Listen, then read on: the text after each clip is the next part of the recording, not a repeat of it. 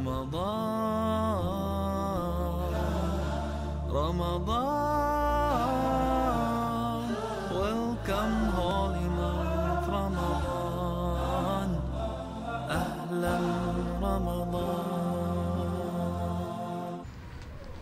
السلام عليكم. وعليكم السلام ورحمة الله.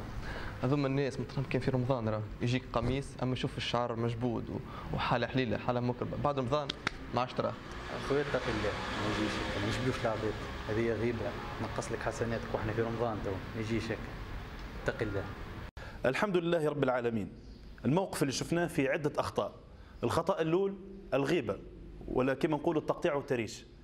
الصائم لا ينبغي له فعل ذلك لان ذلك يفسد صيامه. قال النبي صلى الله عليه وسلم: من لم يدع قول الزور والعمل به فلا حاجة لله في صيامه وقيامه. كذلك المسألة الثانية احتقار الناس لبعضهم البعض، كما شفتوا في المقطع قال هذم الناس ما تراهم كان في رمضان والناس هذم ما يجيوش للمسجد. الأصل أننا نكون رحماء رفقاء بهؤلاء ونفرح بإتيانهم للمسجد ونسأل الله عز وجل أنهم يبقون في المسجد بعد رمضان.